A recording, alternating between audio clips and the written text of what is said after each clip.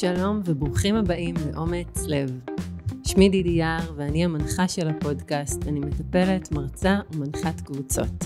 אני מתמחה בדיכאון, בחרדה ובפוסט טראומה. ובעולם שבו רובנו הולכים עם הראש, משווים, מחשבים, מקנים, מסתכלים בדשא של השכן ומחפשים ללכת על בטוח, מצאתי שאותי מעניינים אנשים שעשו בחירות אמיצות והלכו עם הבטן והלב.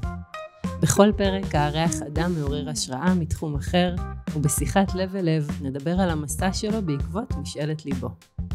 אומץ לב נוצר במטרה לעודד אותנטיות, השראה ורוח חדשה, כך שנחיה בעולם שיש בו פחות ראש ויותר לב.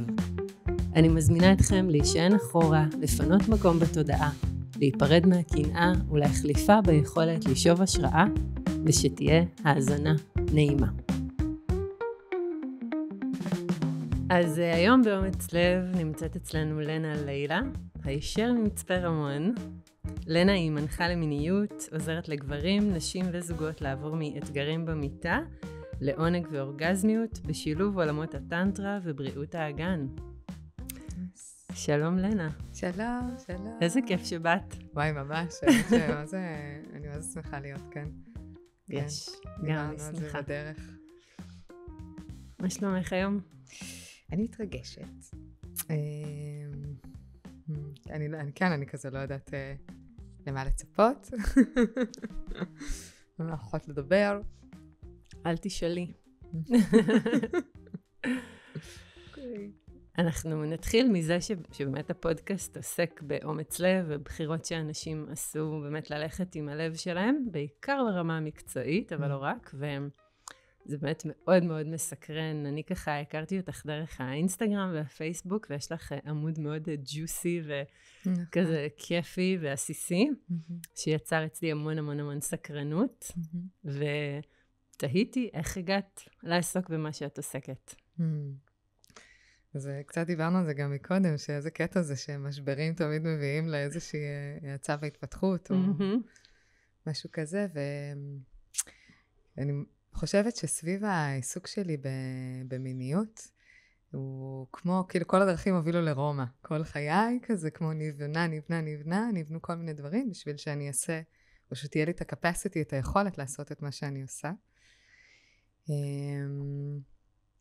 והייתה שרשרת של אירועים שקרתה, שככה ממש דחפה אותי לעשות את הדבר הזה. אני אגיד שאני כן מגיעה מעולמות של גוף ושל תנועה, ורקדתי הרבה שנים, ועולמות של עיסוי, והייתי מניחת פילאטיס 8 שנים, אז משם כל התשוקה שלי בכלל לאגנים, וכל העיסוק באגן התחיל שמה.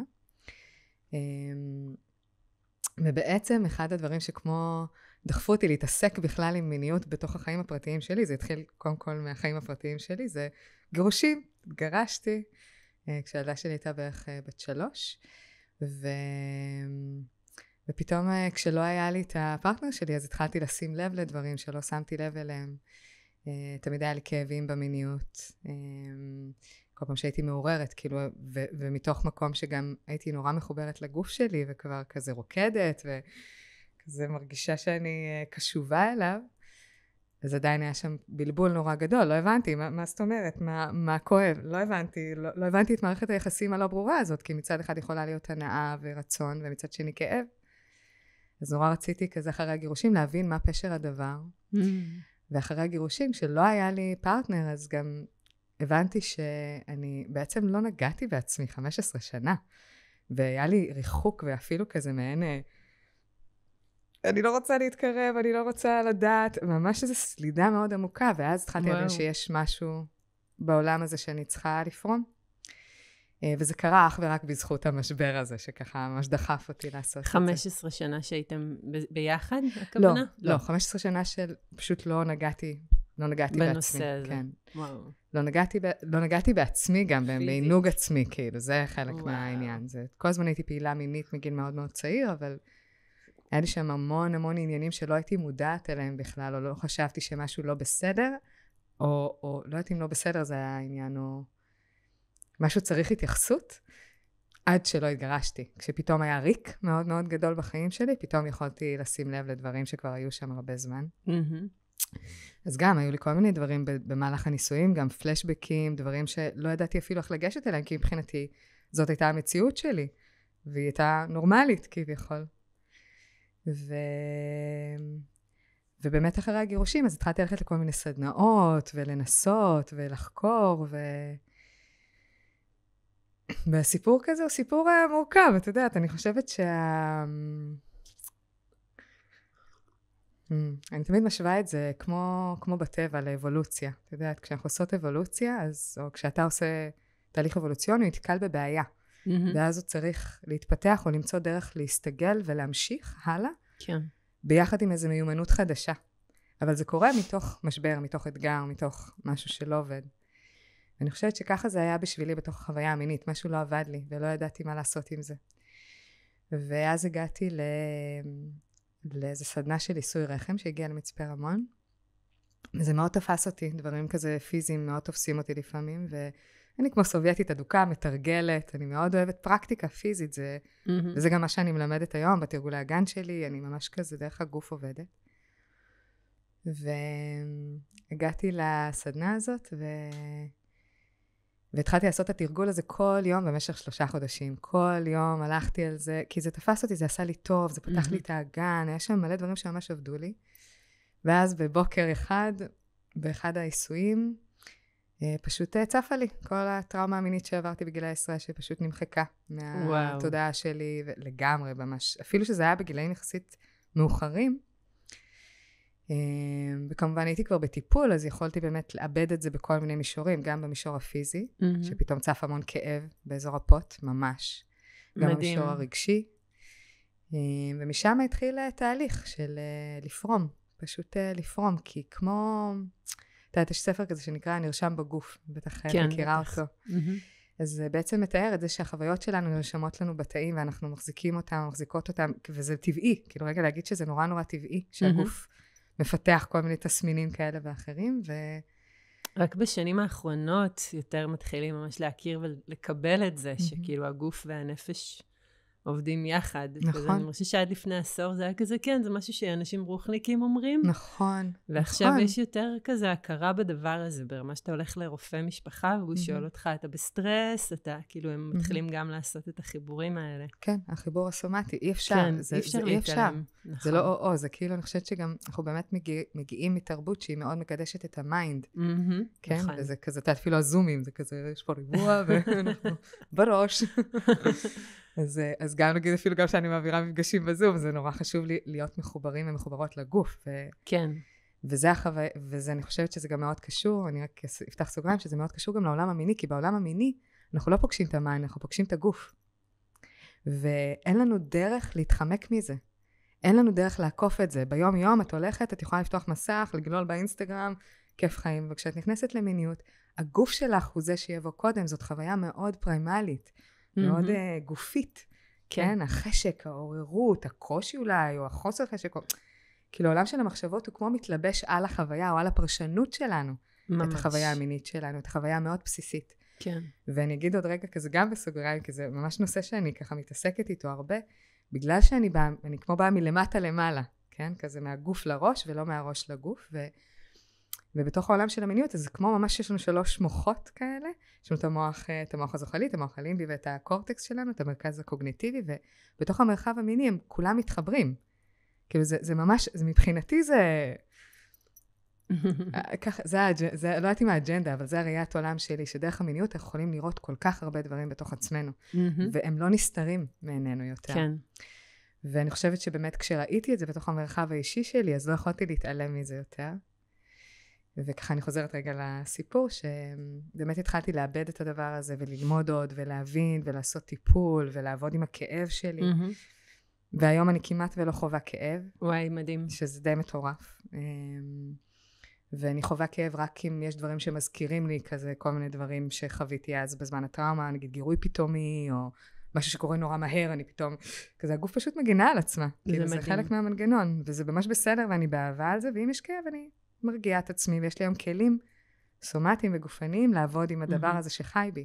כן, שאולי באמת בהמשך הפודקאסט אנחנו כזה נדבר קצת על הדברים האלה יותר לעומק. מהמם, כן. אז נראה לי שזה פשוט כזה מה שהוביל אותי למסע הזה, ובגלל שעברתי כזאת טרנספורמציה משמעותית, אז מבחינתי היה זה מה שאני הולכת לעשות בחיים, כאילו, זהו. להעביר את זה הלאה. כן, וזה לא בהכרח עבודה עם טראומה, זה עבודה עם הגוף. אני מרגישה שמה שזה נתן לי, זה חוויה שאני מסוגלת. חוויה שאני יודעת מה לעשות. חוויה של ביטחון. חוויה של... כאילו זה לא לתת מקור סמכות החוצה, זה כזה... לגמרי. אני יודעת כי אני קשובה לגוף שלי. לגמרי. אני יודעת וכשאני צריכה עזרה מבחוץ, זה אחלה. כאילו זה לא או. לגמרי. אבל זה ממש, הנה, זה עושה לי, זה כזה ממש מפעיל אותי רגשית, כי...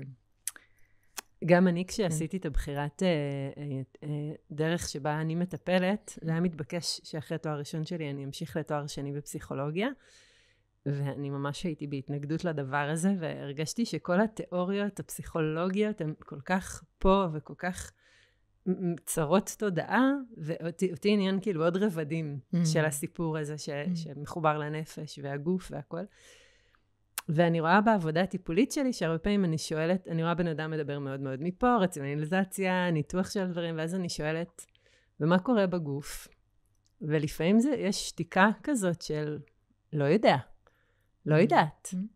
ואז יצא לי המון להתבונן בדבר הזה, ובעיקר בנושאים של ריצוי, שבהם כשאתה מרצה, אתה מאוד מנותק מנעים לי, לא נעים לי, בא לי, לא בא לי, אני רוצה, אני לא רוצה, ואתה מאוד מאוד מאוד מאוד בראש שלך, וזה גם פחד הישרדותי כזה, כי אני צריך שיאהבו אותי בכל מחיר, אז אני אעשה הכל עכשיו. אבל אני חושבת שכולנו מרצים חברתית במידה כזו או אחרת, כי מגיל קטן לימדו אותנו לציית לסמכות. וכשאתה לומד לציית לסמכות, אתה חייב להתנתק ממה שאתה מרגיש, או ממה שאתה רוצה באמת. ואני חושבת שיש משהו מאוד כואב בדבר הזה, שדרך באמת חיבור לגוף, או דרך מיניות, אתה יכול לחדש קשר עם החלקים האלה שהיית צריך להתנתק מהם. כן. וזו עבודה מאוד מרגשת, היא כאילו היא נותנת לך, אתה מרגיש בן אדם שלם. כן, וזה גם כמו למצוא את הקול שלך. כן, לגמרי.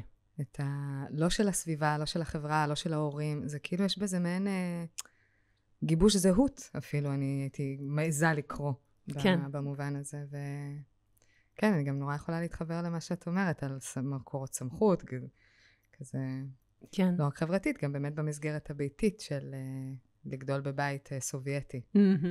ששם סמכות זה סמכות. סמכות זה וואחד סמכות. ונראה אותך מתווכחת. כן, אבל את יודעת, אמרתי למשפחה שלי לא מזמן, שככל שניסו לשנות אותי, ככה התעקשתי להיות יותר עצמי. כאילו שיש בזה משהו שפיתח אצלי את החוסן, ואת המסוגלות, לעשות את העבודה שאני עושה היום, ולהתמודד עם הכמות אש שאני מקבלת.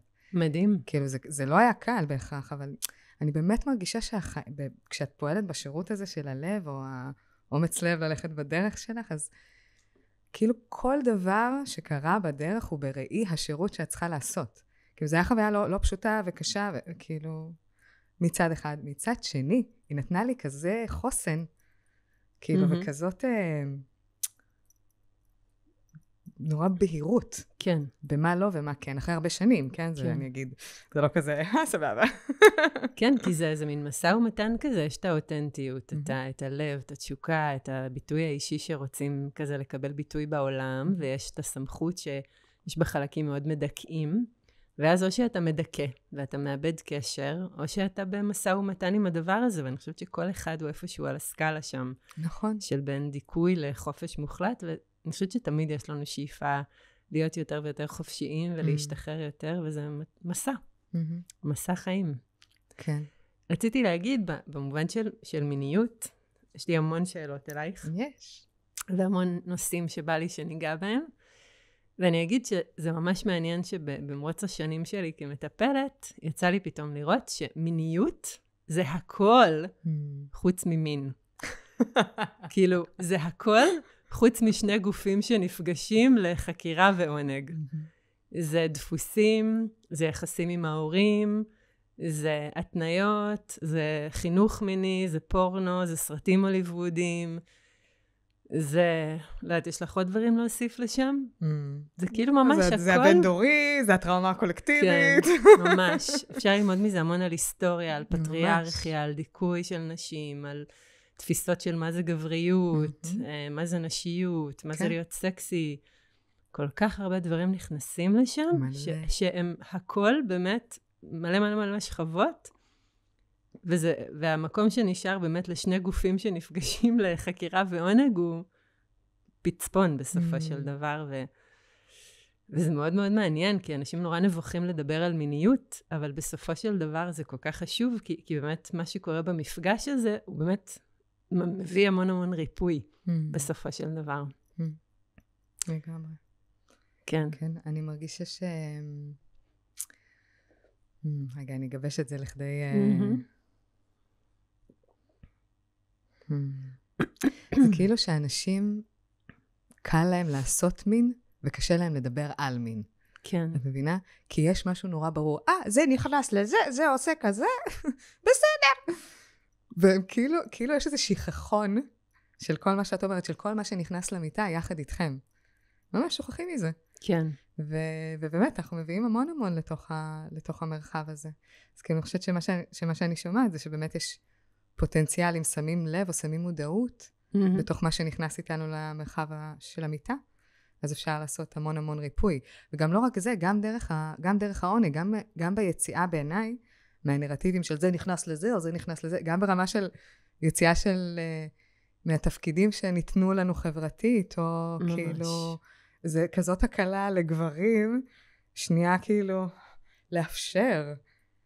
לא בא לי רגע כזה, לגמור או לפרוק, ממש פשוט לאפשר לעצמם, גם את יודעת, אני כך ורחיק, אני לא יודעת כמה זה בסדר לדבר על זה בפודקאסט, אבל כאילו, גם שיכנסו אליהם, גם לחקור עונג אנלי, לא רק כי זה משהו, וואלה, מגניב וסקסי, ובואי ננסה איזה משהו חדש במיטה, אלא כי החוויה שנכנסים אליי, זה וואו, זה חוויה של התמסרות כל כך עמוקה, אני רק מדברת על זה, הגוף שלי רועד ורוטט, אבל אנחנו לא מעזים לחקור את זה.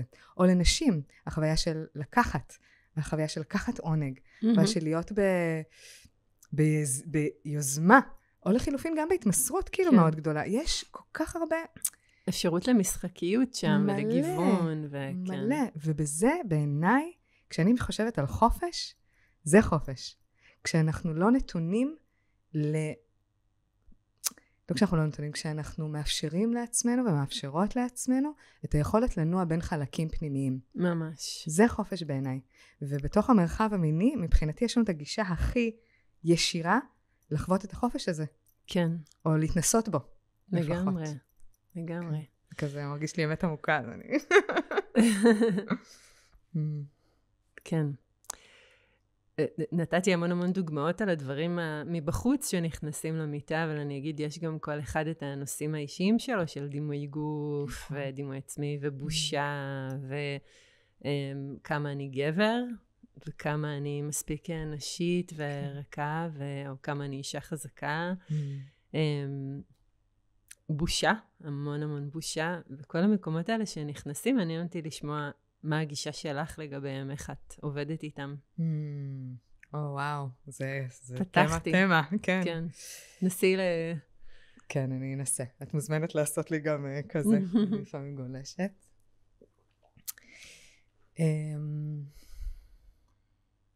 נראה לי שמה שיעזור לי זה כזה, אולי אם נדבר על דוגמה ספציפית, אז אני אוכל ככה לתת... יש לי את זה. אוקיי, בסדר. אוקיי. אז נגיד דיברת על בושה, דיברת על חוסר ביטחון בגוף, דיברת על אני לא מספיק גבר, כל מיני כאלה נושאים שעולים רגשית. ואחד הדברים שאני עובדת איתם, גם בקליניקה וגם עם עצמי, זה שבעצם לכל דבר כזה, לכל השלכה כזה, לכל חשש כזה, יש תגובה גופנית. הרבה פעמים אנחנו כל כך באוטומט במיינד שלנו, שאנחנו לא תופסים או תופסות מה קורה לנו באותו רגע. כן. אנחנו כאילו גולשים ונסחפים לזרם של כמה אני לא בסדר, מאי אלה סיבות, וזה פשוט קורה. כן. ויחד עם הדבר הזה, וגם קורית איזושהי תגובה סומטית, תגובה בגוף, נגיד לדוגמה בושה. אוקיי? יכול להיות שאת חווה קיבוץ, או הוא חווה קיבוץ. אני לא מספיק גבר. אוקיי? יכול להיות שהוא חווה סטרס מאוד גדול, דפיקות לב מועצות. כאילו ברמה, אפשר לתפוס את הדברים האלה, וברגע שתופסים אותם, אפשר לעבוד איתם, אפשר לשנות אותם, אפשר ללמוד מיומנויות חדשות, להכניס לתוך המרחב הזה, כדי להרגיש הרבה יותר חופש. כן. כדי להרגיש הרבה יותר ביטחון, כדי להרגיש הרבה פחות בושה. לדוגמה, מישהי ואפשר לעשות זה גם מהפנים וגם מהחוץ, זאת אומרת, כן. זה דרך אחת. ומהחוץ, נגיד, אם אנחנו נמצאות או נמצאים באיזושהי אינטראקציה אינטימית, ומישהי מרגישה, ויש כזה תמיד עניינים עם הבטן הרכה ורגישה כזה, לפעמים הייתי מבקשת מהפרטנר שלי, רק שיניח לי יד על הבטן, ורק שאני ארגיש את כל המבוכה הזאת רגע, אני ארגיש את הקיבוץ, והייתי מתכווצת, ואני אנשום. זה הכל, אז הייתי משתמשת בו, או נעזרת בו, לא משתמשת בו, נעזרת בו, בשביל לעזור לי לעשות את התהליך הזה. משתפת את זה שזה קורה, אנחנו כולם חווים את אותם חוויות, אבל כל אחד עם זה לבד לגמרי. אף אחד לא משתף אחד את השני. כן. ואז מכבים את האור ומתכווצים, ואז אנחנו לא חווים עונג, כי אנחנו רק עסוקים לנסות להסתיר. האבסורד של להיות בסיטואציה הכי אינטימית שיש, בלי אינטימיות. ממש. כן, וזה קורה. וזה קורה כי אנחנו מתביישים וחושבים שזה קורה רק לנו, אבל זה לא, זה פשוט לא. אני תמיד פוגשת את זה בקליניקה, שאנשים בטוחים שרק להם זה קורה. כן. את בטח גם פוגשת את זה, נכון? כן. כי אף אחד לא מדבר על האתגרים. מדברים על ההצלחות, על ההתפארות, על 8 אורגזמות. כן. כאילו, אבל וואו, יש פה עוד כל כך הרבה דברים שקורים במרחב הזה, כל כך. כן. אני חושבת שהיה לי כזה ממש בתחילת הדרך שלי, אני אישה, ובכל זאת אני באה מעולם של נשים, ופתאום לשמוע המון גברים בקליניקה מדברים על העולמות שלהם, פותחים את הלב בנוגע לנושאים האלה, אז יצא לי המון ללמוד גם את החוויה של הצד השני, וכי אני חושבת שהקלאסי שביניהם זה המצחיק הזה, שכשנשים לא גומרות, אז הגבר בטוח שהוא לא מספיק טוב, או כשיש לגבר חרדת ביצוע, והוא לא עומד לו, הוא לא זה, אז האישה בטוחה שהיא לא מספיק מושכת, ולא מספיק יפה, וכאילו איך אנחנו ישר לוקחים את זה על עצמנו. כן, כן, הכל בגללי. אני אשם והאשמה והכל. כן. זה קטע, זה ממש קטע. ואז כשאני לוקחת את זה עליי, אין לי בכלל יכולת לפתוח רגע שיח במרחב, ולהביא לשם רגישות. כאילו גם זה יכול מאוד מאוד לכווץ, וכזה לייצר אשמה ועוד יותר בושה, ואז כאילו פשוט תהיה מלחמה בתוך המקום הזה, וניסיון לכפות איזה משהו שהוא... כן. ואז כל התשומת לב תעבור לזה, ולא לעונג, ולא לחיבור, ולא לאינטימיות. זה האתגר. כן, שזה גם בכלל לא חייב להיות סביב חדירה, או סביב זקפה, או סביב אורגזמה, כאילו... כן, וואו. כן, אבל בפורנו לא לימדו אותנו את הדברים האלה. נכון. ובא לי שנדבר כאילו גם באמת על הפורנו, היה פרק שדיברנו בו על פורנו, אבל כמה הפורנו הוא חלק נכבד בחינוך המיני של כולנו. ממש, ממש. גם אני אגיד שהגיל הממוצע של חשיפה לפורנו זה 8. שזה נורא. בסדר? תראי, כאילו זה נורא, אבל זה העולם. כן. כאילו, אני רואה באינסטגרם ובטיקטוקים וזה, התוכן שיש שם, דידי, זה פשוט, לי לפעמים זה יכול לעורר כזה, וואו, that's a lot, כאילו, ברמה פורנוגרפית. וילדים נחשפים לזה בקלות. ואני חושבת שיש, אני אגיד את זה, כי יש איזה פער כזה בין מה שאנחנו, בין איך לאן העולם הולך ואיפה שהוא נמצא, לבין איך שאנחנו תופסים מיניות. אני חושבת שבמקום הזה החובה שלנו כמבוגרים זה לעבוד על המיניות שלנו כדי שנוכל להקנות כלים בהתאמה לילדים by far. מבחינתי כאילו זה לא רק, זה המקום הקולקטיבי שחייב לקרות כזה ב-next generation, ממש. ואם אני כן אתייחס למקום של כמה הפורנו משפיע על איך אנחנו תופסים ותופסות מיניות, בגלל שזה החינוך המיני היחיד, אני אגיד כמה דברים. אחד, שהעולם משתנה. שיש עוד חינוך מיני. ועם זאת, אני ממש זוכרת שכאילו אני, בחוויה האישית שלי, את כל גילי ה-20 שלי, הוצאתי, בלא להיות מחוברת למיניות שלי, ופשוט לעשות כמו שהאיש שנראית שגונחת, איך היא רוכבת, וכאילו עושה את כל השבנג, רציתי שיהיה שבנג, כדי שיחשבו שאני טובה במיטה, כי זה ייתן לי תוקף וערך ממשי, אם אני אעשה מלא קולות ומלא פירוטכניקה. ולא הייתי מחוברת למה אני באמת רוצה. זה יכול לראות אותו דבר, אבל לא בהכרח. או אם זה נעים לך. או אם זה נעים לי, בכלל. כן. אוקיי? וגם אני אגיד שגם לפעמים נשים נמצאות במצבים כאלה שהן פשוט מזייפות מלא עונג, רק בשביל לרצות את הפרטנרים שלהם. אוקיי? או הפוך, כן? במקום הזה אני גם אגיד את זה. ואני מרגישה שבעצם הפורנו, מה שהוא עשה, הוא הפך לנו את התפיסה במקום לאיך זה מרגיש, לאיך זה נראה. ושם יש המון בלבול, ושם יש את הניתוק הזה מהגוף שאנחנו מדברות עליו. ולמפגן ביצועים. כן, ממש מפגן ביצועים. יותר גדול, יותר חזק, יותר רחוק, את משפריץ בקשת, כאילו. באמת, את יודעת, אפילו, נגיד, יש דברים שהם ממש מסוכנים, כי לפעמים, נגיד, מראים כל מיני פרקטיקות אנליות, לדוגמה, שהם לא מראים את כל ההכנה לפני, איך שמרחיבים כאילו, רגע, זה גס לדבר על זה, אבל זאת האמת, ואז באים לקיים יחסי מין אנלי, כי רוצים לחקור, ונפצעים, וכואב, שנייה, כאילו, זה סרט. זה רק סרט, כאילו. והיום כאילו, גם בכלל עם כל האנימה, כאילו יש היום, וואו, אני אגיד שאני מאוד חובבת פורנו, כן? כזה, ואני גם אגיד שיש דרך לחבר את החלקים האלה, דרך צפייה בפורנו, שאם תרצי כזה אני ארחיב על זה קצת בכלים, אבל אני לא אוהבת להגיד נגיד שזה דפק אותנו, אני חושבת שזה it is what it is, זה מה שזה. והשאלה הנשאלת עכשיו, אני לא רוצה להתעסק במה זה עשה לי ולמה זה עשה לי וכמה זה לא בסדר ולעשות נו, כי בסופו של דבר כולנו צופים בפורנו. 60% מהנשים צופות בפורנו. לא ידעתי את הנתון הזה. כן, כי לא מדברים על זה, כי זה לא בסדר או מוסכם חברתית. אני מאוד אוהבת פורנו. אני עניין עם זה, זה לא אומר עליי שום דבר, או על המיניות שלי שום דבר. אני יודעת מה זה, ואני יודעת גם מה לעשות עם זה. כן, אני חושבת שהרבה פעמים נשים נורא נבוכות לדבר על זה, כי יש על זה בושה. כזה, אני זוכרת אפילו בקהילה של הקולגות שלי, תמיד שאני מדברת על זה, כזה... כן? כן, אני מרגישה כזה תמיד שזה באיזה סוגריים כאלה, אני מרגישה נורא לא נוח, כי אני מאוד פתוחה עם זה, ולאנשים יש דעות, וכמה זה מזיק, כן. גם כאילו, אני חושבת שאחד האתגרים זה הגירוי האינטנסיבי והמהיר. בדיוק, וגם כמה זה מעלה את הסף ריגוש שלך בסופו של דבר, נכון? כן, אז כאילו גם יש ממש מחקרים שזה ממש משנה לנו את המבנה של מסלולי העונג, את מסלולי הדופמין, כאילו ממש זה עושה, יש לזה השלכה, כי זה משנה משהו נוירולוגי, אבל זה קורה כתוצאה כמו צפייה בפורנו ועוננות לאורך זמן. כאילו זה לא משהו שאוקיי, צפיתי בפורנו היום, זהו, אני כאילו יש לי שפיכה מהירה, והרבה מאוד דברים נגיד סובלים משפיכה מהירה, כי יש להם הרגלי עוננות עם פורנו, אז ישר כאילו מ-0 ל-100, נגמר, כזה, ואז הם מתרגלים, הגוף מתרגל, המוח לומד את ההתנהגות הזאת, לדוגמה, אוקיי? רגע, אני אחזיר אותנו אחורה, היה לי משהו חשוב להגיד על פורנו. אז לגבי המסלולי עונג האלה, או מסלולי דופמין, אני חייבת להגיד משהו שכזה, זה אני מאמין שלי, בסדר? לכי על זה. שהטלפונים, זה עושה בדיוק את אותו דבר. לגמרי, רציתי בדיוק את גם אותו דבר. להגיד את זה. המוח שלנו משתנה, ומחקרית פשוט עדיין לא מדדו את זה, כי לוקח זמן לבסס מחקר מדעי, כי צריך לאסוף נתונים, למדוד, לעשות סטטיסטיקות, זה פשוט לוקח זמן. אבל אני מרגישה ממש שעושים עוול בלהשליך את כל הדבר הזה על פורנו, כי המוח שלנו משתנה. ובמקום להגיד, זה הפורנו השם, אני, באמת, זה ממש, אני כאילו, הגוף שלי בוער כשאני אומרת את זה, כי מבחינתי זאת שליחות שלי, לנרמל את זה ולהגיד, לא להתעסק בזה שזה לא בסדר, ושאנשים לא ישימו את תשומת הלב, אלא להתעסק במה אפשר לעשות עם, ולא נגד. איך לתווך את זה. איך לתווך את זה, ואוקיי, צופים בפורנו, סבבה.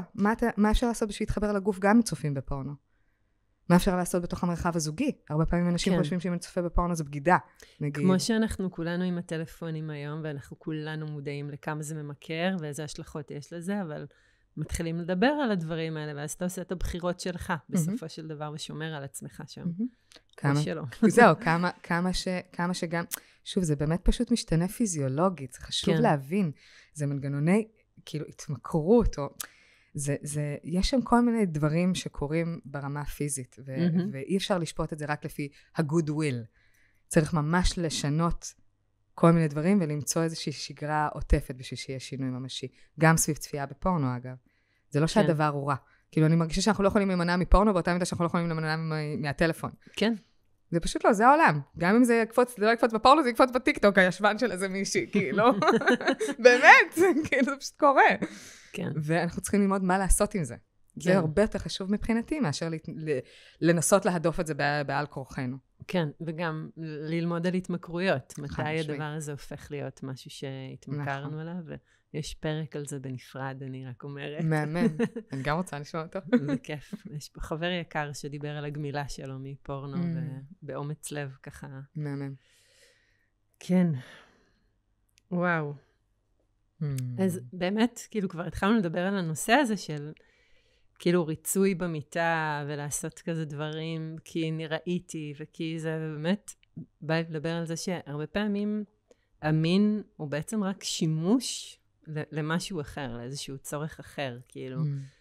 אני בודד, אז אני אכנס לטינדר, נכון? או אני אביא מישהי הביתה, או אביא מישהו הביתה, או אני מרגישה שאני לא מספיק יפה וסקסית, אז אני אלך לשכב עם מישהו, אני צריכה אישורים למי שאני ולמה שאני, אז אני אקיים יחסי מין עם מישהו.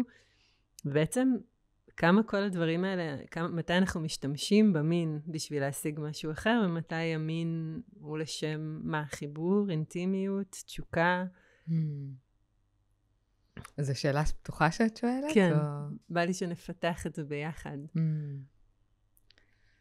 אז אני חושבת שהמוטיבציה שלנו להיכנס למיטה היא מאוד מאוד שונה, מאחד לאחד ומאחת לאחת. ויש אנשים שרוצים להרגיש אהבה, ויש אנשים שרוצים להרגיש נראות, ויש אנשים שרוצים להרגיש טובים, ויש אנשים שרוצים להרגיש פורקן, ויש אנשים שרוצים לשחרר לחץ, ויש אנשים שרוצים להרגיש אהבה. זה כאילו, אני חושבת שכל אחד נכנס למיטה מסיבות אחרות, וזה אפילו בתוך קשר אפילו יכול לקרות כל הדברים האלה. זה לא רק כזה במשהו שהוא חד פעמי, או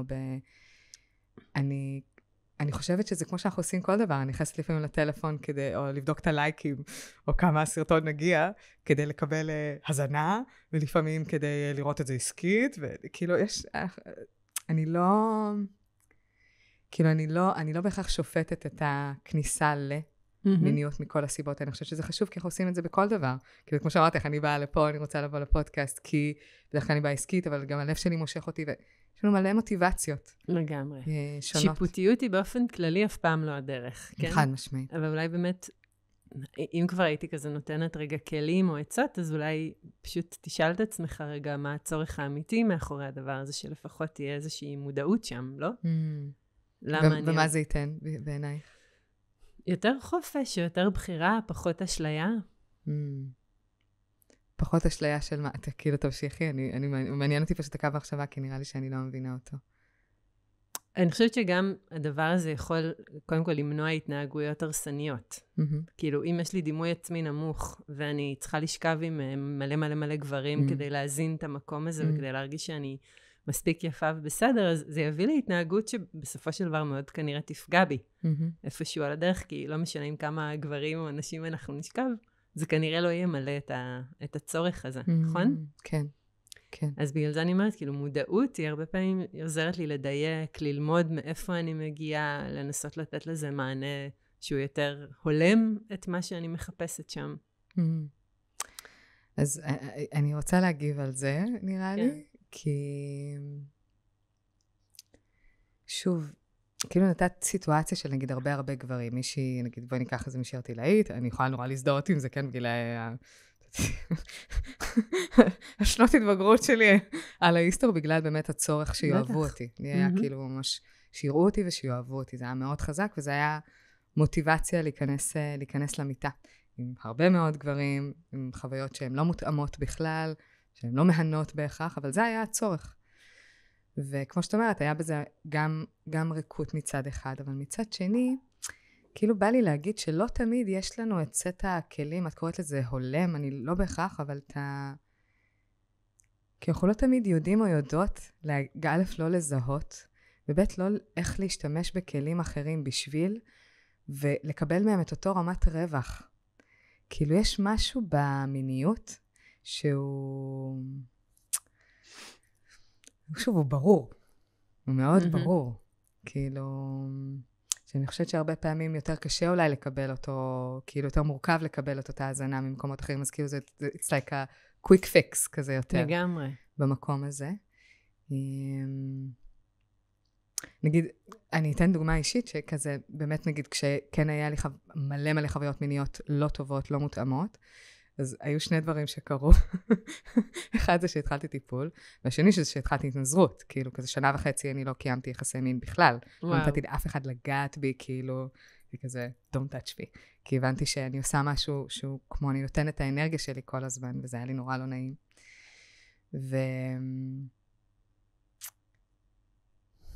אני לא יודעת מה רציתי להגיד, דבר אחרי חוט מחשבה.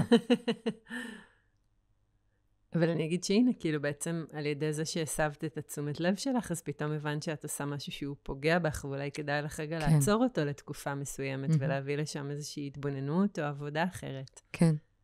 כן.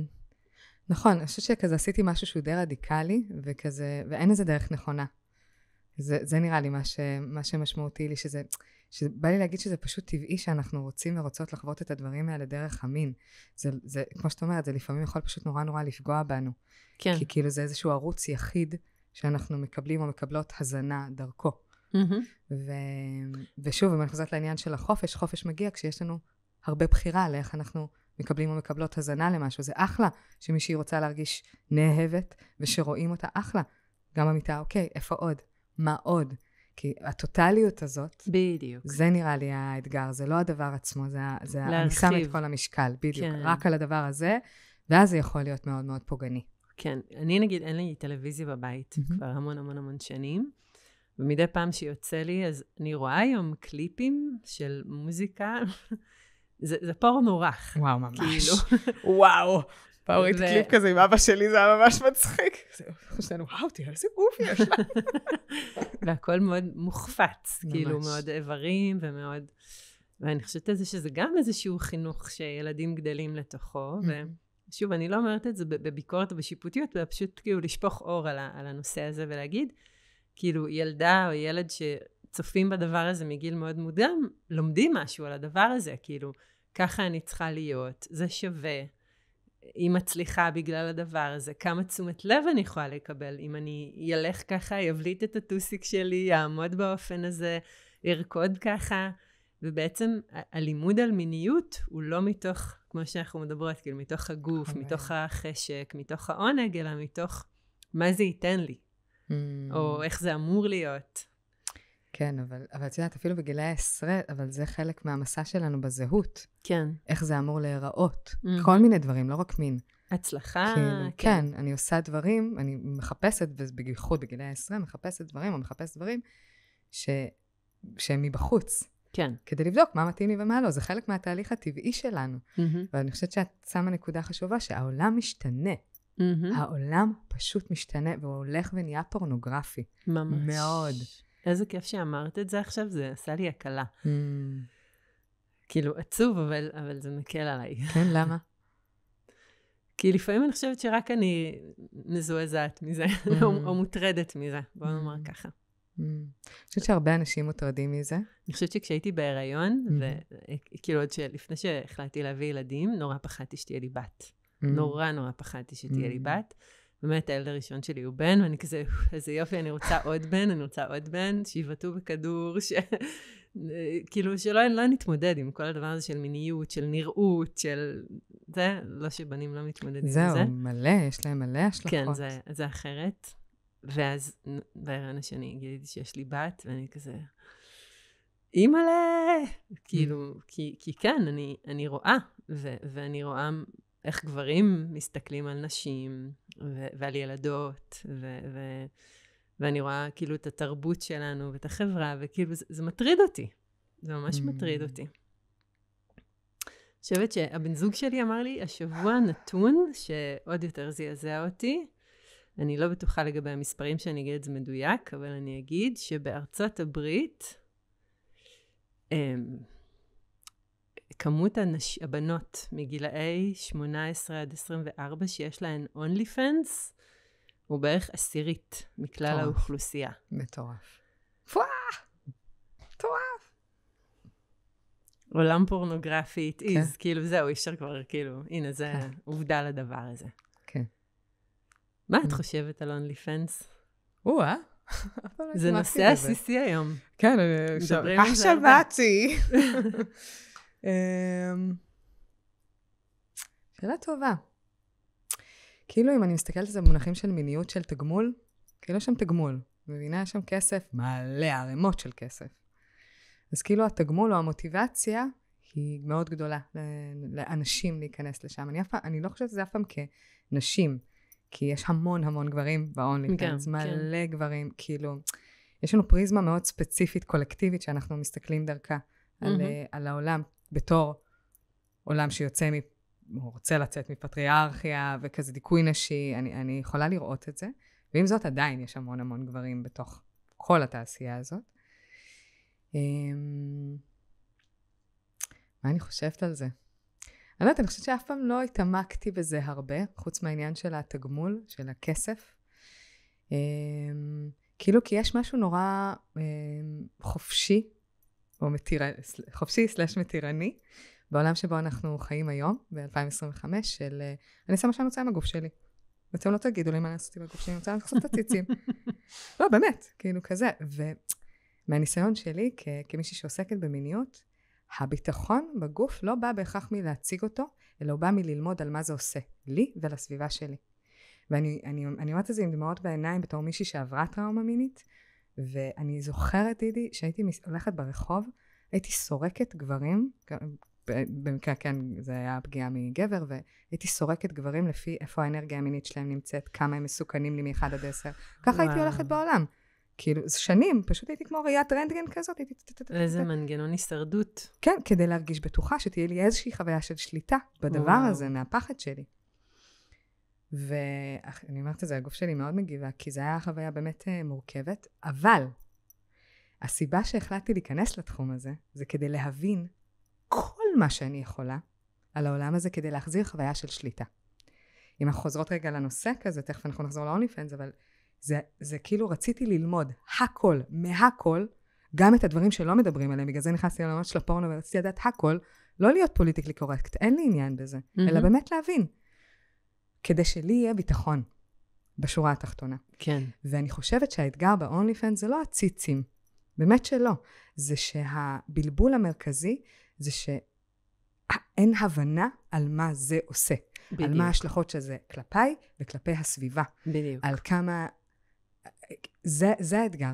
זה כן, לא כי אם הגילאים המרכזיים הם 18 עד 24, זה בדיוק הגילאים שבהם את עסוקה בזהות שלך ובאישורים ומה יגידו עליי וכו', והמודעות והחשיבה הביקורתית היא באה בדרך כלל בגילאים קצת יותר מאוחרים. אז זה באמת קצת כזה מטריד, אבל מכל מיני רעיונות שיצא לי לראות עם בנות שיש להן OnlyFans, אז תמיד יש שם איזושהי טראומה. זאת אומרת, שלחו תמונה שלי בתיכון בעירום לכל השכבה, וזה מאוד מאוד פגע בי, אז היום אני מחליטה מי יראה את התמונות שלי, ואני מקבלת על זה כסף. או כל מיני דברים כאלה של פגיעה מינית, אבל היום אני מחליטה ואני בשליטה. אז כאילו, באמת מקיצוניות אחת לקיצוניות אחרת, אני חושבת באיזשהו מקום, אני רוצה לקוות בתוכי שזה חלק ממסע של ריפוי בסופו של דבר. כן, אני ממש חושבת שאנחנו כאילו מחויבים או חייבות או חייבים לחקור את הקצוות כדי למצוא איפה נוח לנו. וגם נגיד שהעיסוק הזה בגוף ציצים תחת פוט, כאילו, כזה פורנו, לא, בהכי איברים, זה נגמר מתישהו, כי אנחנו מתבגרים. הגוף משתנה. מזל. כן, זה חלק מההתפתחות שלנו. כאילו, אני ממש רוצה לסמוך על זה שיש תהליך טבעי שהטבע עושה. לא, זה לא רק הרצון שלנו, כפוף לדבר, זה פשוט קורה מעצמו. ויכול להיות שלא, ויכול להיות שאותה אישה תמשיך עד גיל, ממש, אני רואה כל מיני דברים כאלה, בגלל שאני חשופה, אז אני רואה כזה מלא, נגיד, נשים שהן סבתות, שהן כזה נשות ליווי, או עובדות בתעשיית הזנות, כאילו זה מרתק אותי, כן? כאילו, אתה יודע, זה שעדיין, זה מגניב בעיניי, לא טוב או רע, פשוט זה מעניין אותי מאוד, הקצוות האלה. כן. אז רגע, כן, סיימנו את השיחה ל-OnlyFans, נכון? כזה. אפשר, בהחלט. יופי. נכנסנו לאזור כזה. כן, אני גם, היה לי מחשבה מתישהו כזה, בגלל שלפעמים החוויה האירוטית היא כל כך חזקה, אז כאילו כזה, וואו, מה יהיה לנו OnlyFans? אבל אני, כן, לא אעשה את זה. שזה השלכות גדולות מדי. כן. כן.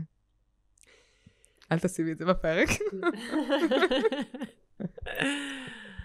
רציתי לשאול אותך, קודם שדיברנו כזה על כל אחד והמקומות שממנו הוא מגיע למיניות, אם יש איזה שהם נגיד פערים ששמת לב בין גברים לנשים, בהתייחסות, כאילו פערים מובהקים, שאנחנו לא מודעים אליהם, באיך שנשים מתייחסות למין, או במה הן צריכות שם, לעומת גברים?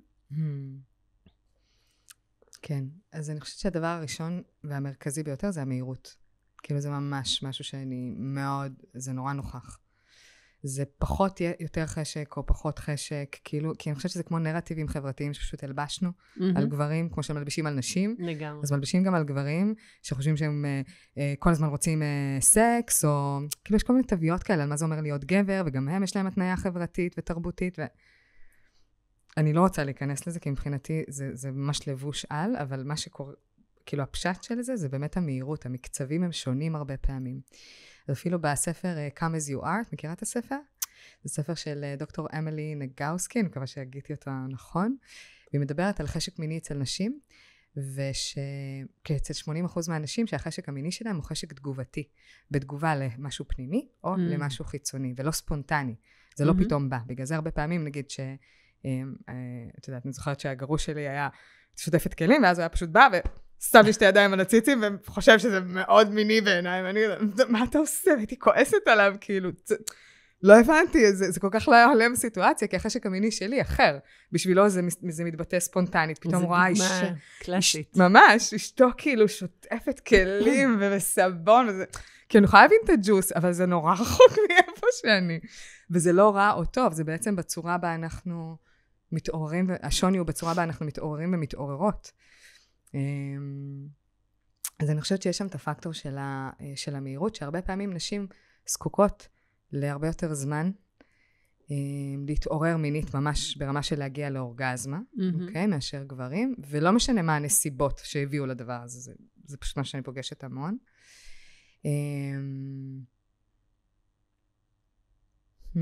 אני פוגשת המון, אני מדבר דווקא על הצד הגברי בעלי. הסקייל של גברים שמגיעים אליי עם שפיכה מהירה הוא פשוט היסטרי. הוא היסטרי. ואני חושבת שזה משקל מאוד מאוד גדול ופער מאוד מאוד גדול בתיווך שקורה בין גברים לנשים, כי יש שם המון בושה בשבילם, ואני צריך להחזיק גם הפורנו הזה, חיוות את זה בצורה מסוימת, כמה זמן, מה עושה אותי גבר יותר, אני לא בסדר. אחרי המלחמה, אגב, זה עוד יותר נהיה גרוע לאנשים שכבר היה להם. וואלה. כן, כי הרמות סטרס הגבירו, ממש ליטרלי טונוס שריר, או כאילו רמת עוררות פנימית, ממש, פגשתי מלא כאלה. או לכאלה שנגיד ירד להם כל החשק, יש כל מיני תופעות שהגיעו בעקבות המלחמה. אז נראה לי שיש שם פער ברמת השיח על הדבר. ויש פער בסינכרון. כאילו, כן, זה נראה לי the big aha. כאילו, איך אנחנו מסתנכרנים לכדי מפגש מיני? כל אחד צריך דברים אחרים בשביל להרגיש בתוך זון מיני. זה לא רע או טוב, זה לא אומר שאם אני צריכה משהו אחר ממך בשביל להיכנס למרחב המיני, אז לי יש פחות חשק או יותר חשק. ממש לא. כן. כאילו, זה לא זה, זה פשוט, אנחנו שוכחים שמיניות או יחסי מין זה קודם כל יחסים. כאילו, זה קודם כל איך אנחנו מסנכרנים את המערכות עצבים שלנו בכלל, מהיום שהיה, מהעבודה, מהבוס, מהילדים, מכל הטריליון משימות, למפגש. כן. ואז אנחנו באים קרים, באמת, אני פוגשת את זה כל הזמן, כאילו, באפס, כזה, אפסת כוחות למפגש המיני, מצפים ומצפות שנהיה איזה פרא במיטה, כאילו. בטח אחרי שיש ילדים, וואו, נכון? ממש, כזה... זה בכלל כאילו אקסטרה סקייל של, כי אז גם נכנס, ישמעו, לא ישמעו, בוא שנייה נצל את הזמן, אבל לא בא לי, כי... ואז זה נגרר בים המשימות, ותיעדוף. כאילו אני חושבת שאנחנו בעיקר חושבים וחושבות שזה משהו שפשוט קורה, במקום לשים את זה במקום הזה שהדבר הזה, המיניות שלנו, יכולה לבנות את הקשר. כי זה גם יחסים, לא כי זה פין ופוט וגוד סטאפ. כי זה יחסים, כי אפשר לעבוד על היחסים גם דרך המיניות. כן. אז מה נגיד היית ממליצה לאנשים לעשות ככה, כדי לסנכרן את המפגש ביניהם, כדי באמת להיפגש במקום שבו אפשר להיפגש? כן. כשכל אחד מגיע ממקום אחר, מיום אחר, מרמות סטרס אחרות, מצרכים שונים. כן. אז קודם כל ליצור מרחב. כאילו להבין מה אנחנו צריכים ברמה הפיזית, בייחוד אם יש ילדים. כאילו באמת, יש אנשים שנורא צריכים פרטיות או כזה. זה ממש ממש משתנה. אני חושבת שהיה לי זוג כאילו ממש אין להם שום פרטיות, אז הם כל הזמן צריכים לצאת לדייטים, לחופשה בחוץ. כאילו, הם צריכים לצאת מהבית. אחלה, מושלם, אין רע אותו, זה פשוט להבין מה עובד לכם. וזה כאילו המבנה החיצוני, וברמה הפנימית זה שנייה, לפני כל הגודיז, ושהבגדים יורדים, ושכל האירוטיות מגיעה, רק שנייה להסתכל בעיניים, ורק לסנכרן נשימה. זאת אומרת, מה זה אומר לסנכרן נשימה? לנשום באותו קצב של שאיפה ונשיפה. זה תרגיל כל כך פשוט, אבל מה שהוא עושה, הוא ליטרלי מסנכרן לנו את מערכת העצבים. הוא עוזר לנו להגיע מכל הרטטים לתוך מפגש. פשוט ככה, כאילו אנחנו מצפים שנהיה באיזשהו חיבור הרמוני, מבלי שעשינו אותו. והרבה פעמים זה פשוט לא עובד. כן, וגם אנחנו מאוד בתוך הראש, כן, כאילו, ואז נכון. עד שיש מפגש, זה כזה, רגע, אז שלחת הודעה על זה, ועשית נכון. כלים, ואוף, הוא תמיד ככה, והיא תמיד נכון. זה, ולמה ככה? נכון. וכזה נכון. אפשר רגע, שנייה, to drop the story, מה שנקרא, ורגע באמת להסתכל בעיניים, ולנחוח ברגע ביחד. כן. אז כן, המילה הזאת, נוכחות שמדברים עליה, זה מביא המון המון נוכחות לה ביחד. זה כזה רגע בועה כזאת סביבנו, ואני פה איתך. אז גם זה ברמה של הנשימה. ויש אנשים שיש להם מקצב פנימי הרבה יותר מהיר, או עבודות אינטנסיביות, או חיים אינטנסיביים, אז דווקא מה שיעזור להם זה מגע. להתקרקע. מגע, כן, מגע מאוד מאוד חזק, כזה מגע שהוא נכנס לתוך העצמות. תשמעו, אני כל הזמן רואה את זה בריטריטים, 3 דקות של מגע, 3 דקות. שפשוט מעניקים אחד לשני מגע כל אחד. 3 דקות, לא צריך יותר. באמת, זה פשוט משנה סדרי עולם. לגמרי. סדרי עולם ברמה הזוגית. זה לא יומן, כאילו, זה פשוט לא יומן. וזה גם מסנכרן לנו את מערכות העצבים.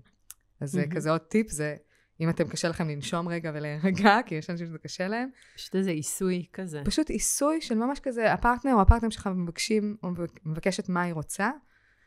3 דקות אתה נותן מגע באהבה. מתחלפים, 3 דקות אתה מקבל מה שאתה רוצה. כן. משם תגלשו לאן שאתם רוצים. קחו את הרגע, פשוט כן. רגע. כן. ואז רגע אפשר לעבור גם מהראש והאינטנסיביות, שנייה באמת לנחות לתוך הגוף. ממש, ממש ככה. כן. זכירה לי גם לקחת נשימה. זה ממש מזכיר לי את המקום שהתחלנו ממנו, שכמה הניתוק מהגוף וכמה מקום הראש שלנו תופס ביום יום שלנו. ממש. ואיזה אתגר גם זה מביא ומתבטא במקום של המיניות. נכון, ובכלל. כן, אבל עם זאת זה המרחב שבו אפשר לחבר את החלקים, כי מיניות היא של הגוף. כן. מה הבעיה שאת נחשפת אליה הכי הרבה, שהיא הכי פופולרית? וואו.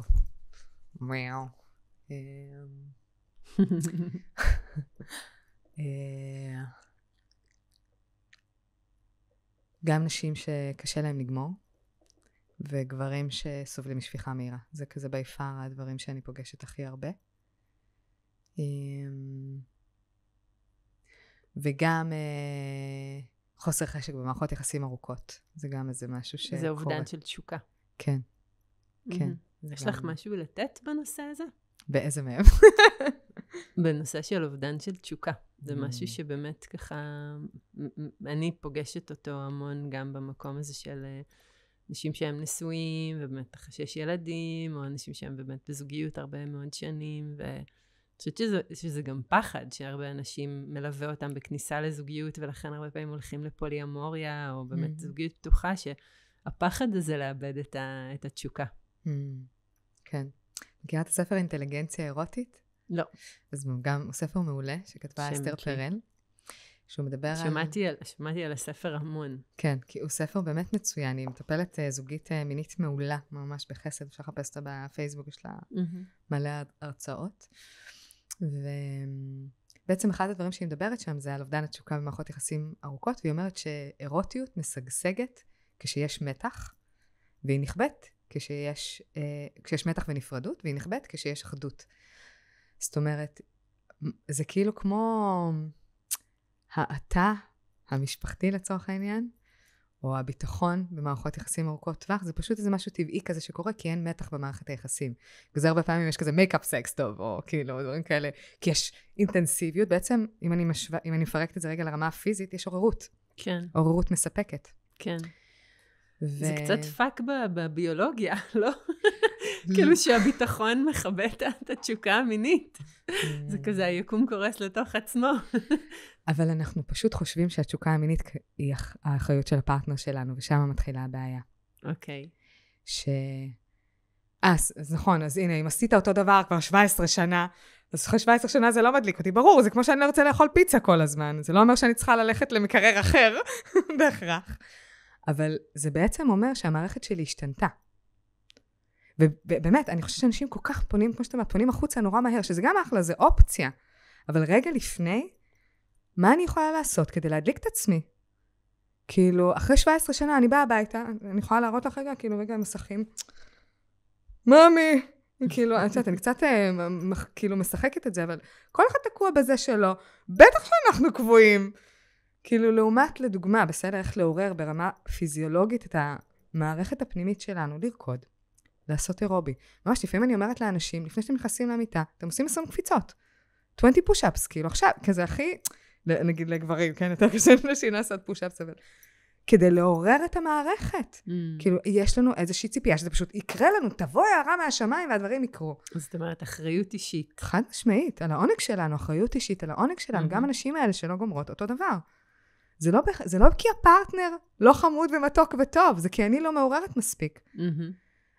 זה פשוט נטייה אנושית להפנות את האחריות החוצה. כן. כאילו, ויכול להיות שגם יש דברים בתוך הקשר של העובדים, ושחשוב לעבוד עליהם, אחלה, אבל זה כמו שנגיד, הרבה פעמים אנחנו נגיד, מכירה את זה שנשים כזה לא ישנות בלילה, או מרגישות מדוכאות, אז אומרות, כן, הירח. רגע, מה הירח? מה קורה בפנים? כאילו, שנייה, מה אכלת בלילה? כאילו, רגע, כזה, הרבה פעמים אנחנו פונות החוצה במקום פנימה, אז נראה לי שזה הדבר הראשון שהייתי עושה, ממש לראות איך אני יכולה אקטיבית לעורר, וכל אחד צריך דברים אחרים. זה גם חשוב לדעת, בשביל לעורר את עצמו. אז זה ברמה הפיזית,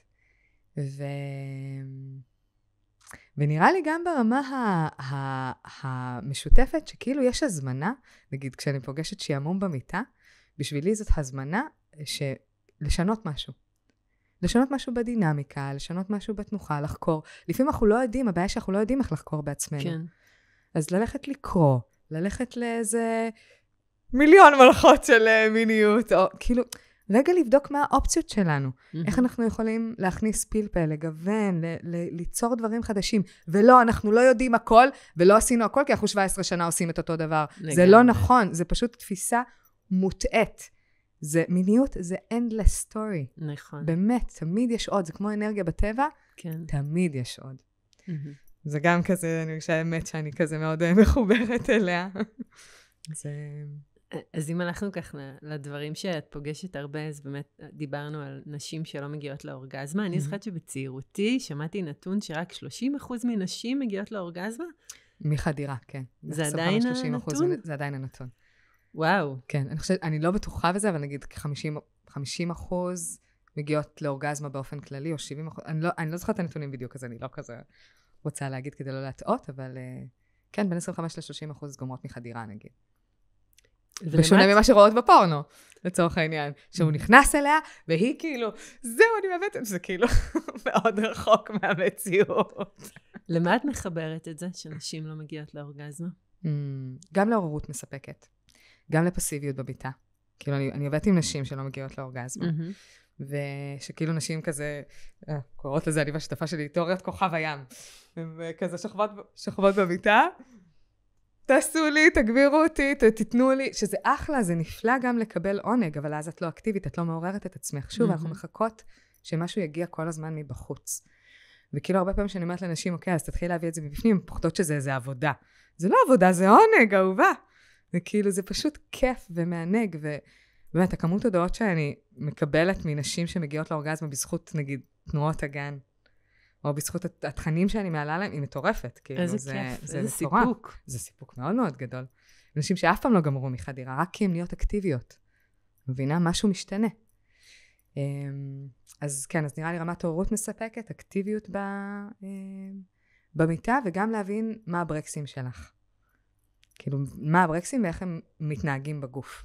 זה נראה לי נורא חשוב. זאת אומרת, מה, קווים אדומים כאלה, או פשוט דברים שמקבצים אותי?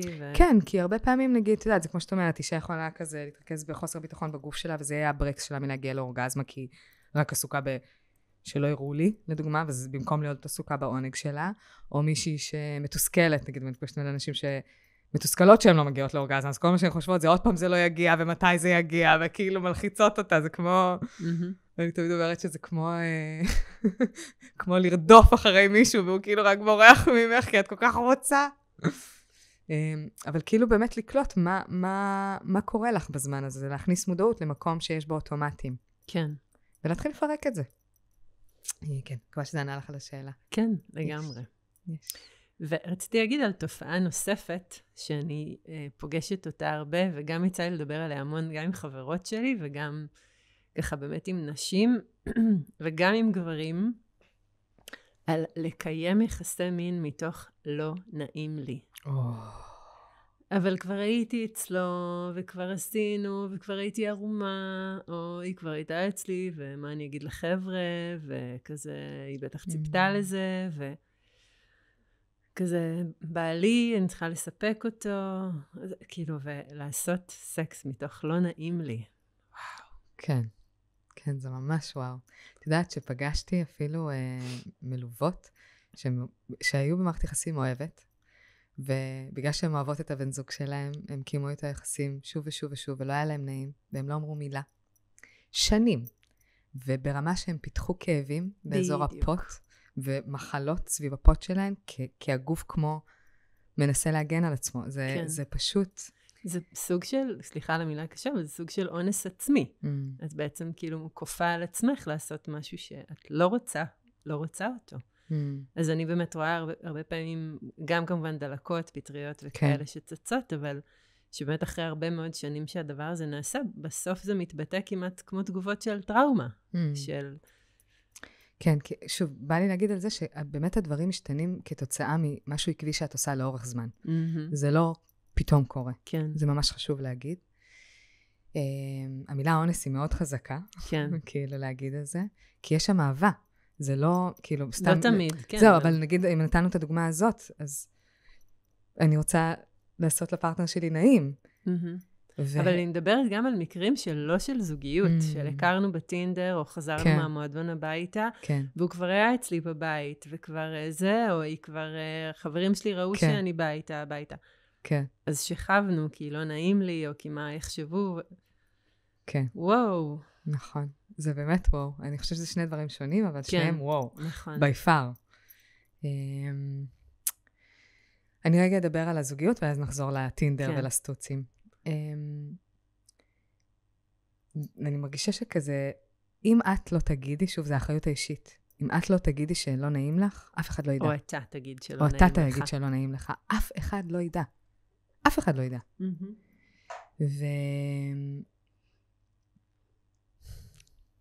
זה בדיוק המקום הזה שאנחנו עושים ועושות יחסי מין ולא מדברות על מה אנחנו צריכים וצריכות, כי יש אוטומטים, כי אנחנו חושבים וחושבות שככה צריך.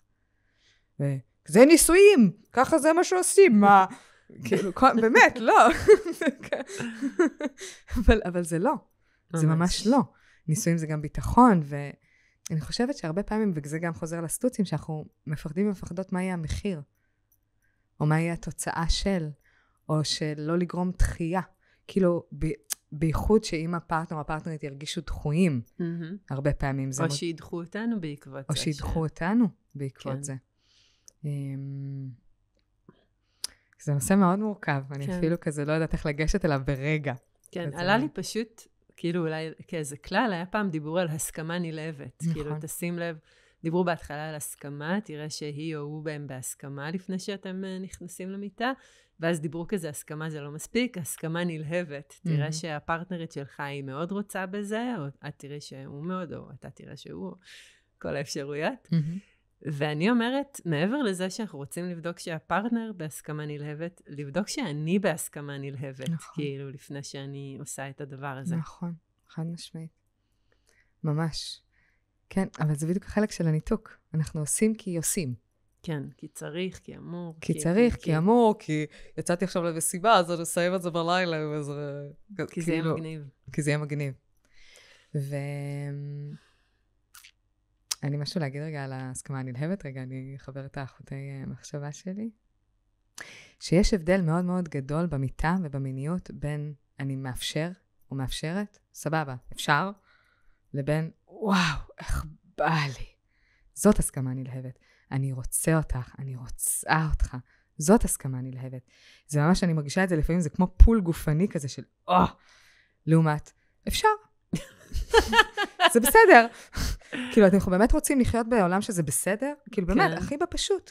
כזה, אם ככה אנחנו רוצים שהחיים שלנו יראו, אם ככה אנחנו רוצים שחיי המין שלנו יראו, שזה בסדר לנו, זה לא כיף. ממש. זה לא כיף. ועם הזמן זה יגרור כל מיני תגובות, ויגרור שהגוף שלנו ייסגר. פשוט ייסגר לדברים האלה. ממש. ייסגר לעונג גם. זה לא רק ייסגר לכאב, זה גם ייסגר לעונג. והאנשים האלה לא הגיעו לאורגזמה לצורך העניין. והגברים האלה שהם נכנסים ורוצים הרעות ביצועים, יפתחו שפיכה מהירה או חרדות ביצוע, או כאילו, זה פשוט ילך ויתגל, זה כדור שלג. ממש. זה כדור שלג. אז החיבור הזה בעיניי הוא, כן, הוא מאוד מאוד משמעותי. מאוד הכרחי. תגידי, אלנה, איך ההורים שלך קיבלו את זה, שזה מה שאת מתעסקת בו, וזה התוכן שלך? זו שאלה שעושה לי כזה, משהו בגוף. אז קודם כל אני אגיד שאמא שלי נפטרה לפני 17 שנים, אז היא לא כאן איתנו לחגוג את ההצלחות שלי. אני באה ממשפחה מאוד סובייטית שמרנית, והחינוך היחיד סביב מיניות שקיבלתי היה אנציקלופדיה בכיתה ב' שהיה בסימניה על איך באים ילדים לעולם, וזהו. עם החסידה או שהתקנו את זה? לא, התקנו את זה, זה היה מאוד אנטומי, כאילו בקטע פיזיולוגי, לא בקטע כאילו מיני וסקסי, כאילו היה ממש... זרע, פוגש את הביצית. כן, זה הריון, שם זה על מחלות מין, בטיחות, שום דבר, כאילו כלום, זה לא קיים. אבל באמת אני חושבת שזה פשוט התרבות גם שאני מגיעה ממנה, היא מאוד מאוד סגורה.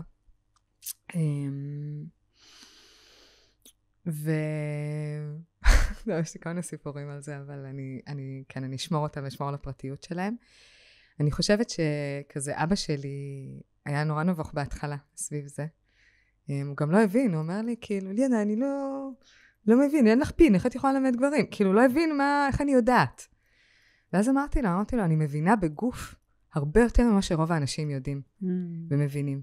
ואני יכולה להרגיש, וזאת המתנה שלי. אז אני יודעת מה קורה. כאילו, זה לא רק פין. זה בדיוק הרגע שאמרתי לו, מיניות זה לא רק פין. זה רק התוצר. כאילו, זורם דם, יש גירוי, קול. עומד, מדניב, אבל זה לא זה. זה כל מה שקורה יחד עם הדבר הזה. גם התהליכים הפיזיולוגיים, גם ההורות המינית, גם התהליכים המנטליים והרגשיים. כן. כמו שאמרת בהתחלה, שאנחנו חוסים איתם למיטה. אז הוא היה נורא נורא נבוך. ואני חושבת שהיום, גם אנחנו מדברים על זה סופר בחופשיות. איזה כיף. זה מדהים, כאילו, אני חושבת שאחת ההצלחות שלי, זה יעשה לי דמעות ברגע, כזה שאחת ההצלחות שלי בחיים, זה שהמערכת יחסים עם אבא שלי, הפכה להיות למה שהיא היום. זה ממש, כי זה באמת נושא שהוא רגיש לי, כי היא לא הייתה כזאת. רגע. זה נורא נוגע לי בלב, כי אני מאוד מחוברת אליו, אני מאוד אוהבת אותו, אז היום אנחנו מדברים על זה בצורה מאוד פתוחה, וזה גם בזכות זה שגם אני עשיתי טרנספורמציה, אבל גם הוא למד לקבל אותי.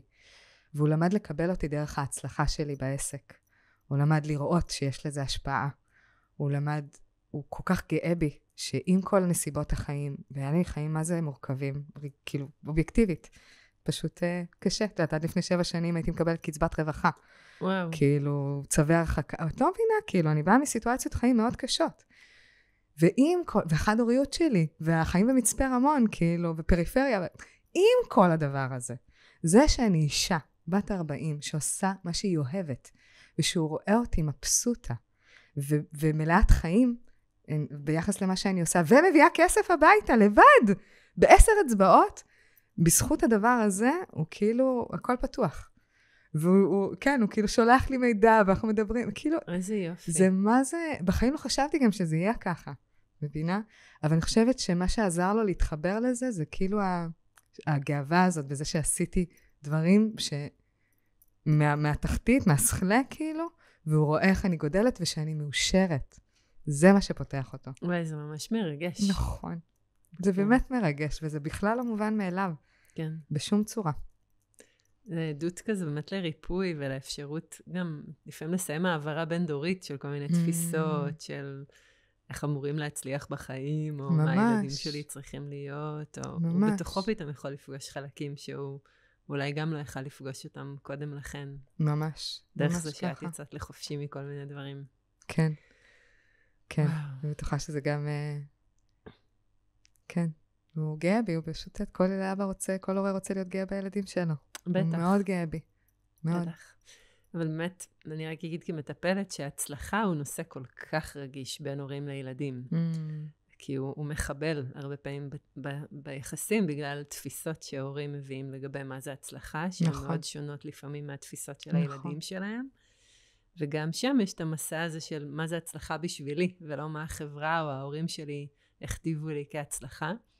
והאומץ לב שזה דורש ממך לפעמים ללכת בדרך המאוד אישית שלך, ולוותר לפעמים על הברכה הזו שההורים ייתנו לך, שאנחנו מאחוריך ואנחנו זה. ואז לפעמים רק שהילד מצליח בכוחות עצמו, שלפעמים הוא עשה דרך מאוד קשה ולבד, כמו שאת אומרת, רק אז ההורה פתאום יכול להביא את הגאווה ואת החיבור, אבל לפעמים that's what it is. כאילו זה הדרך שאתה צריך לעשות. ממש, ממש ממש ככה. כן, אני מאוד מתחברת למה שאמרת. כן, כאילו יש משהו מכל הדברים, אמרתי לך גם בהתחלה, אבא שלי לימד אותי התעקשות. פשוט התעקשות, אנחנו משפחה קשנית. השתלם לו. השתלם לו, בסופו של דבר. כן, השתלם לי. כן. כן. לנה, מה זה אומץ לב בשבילך?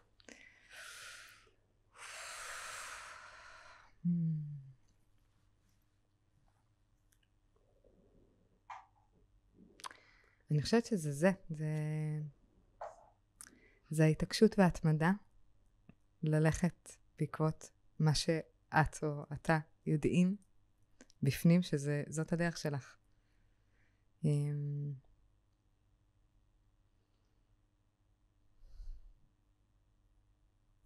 וגם לשלם מחירים על זה. זה אומץ. ובא לי להגיד שיש אין אומץ בלי פחד. כל הדרך הזאת רצופה פחדים. כאילו בא לי באמת להגיד את זה, זה פשוט בא גם וגם. כן, זה נראה לי מה שזה אומץ, להמשיך ללכת. פשוט להמשיך ללכת. כן.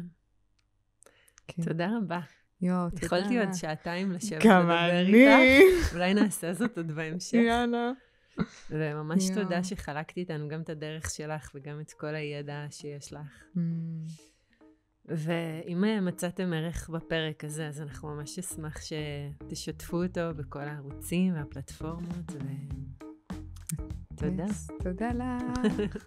יש.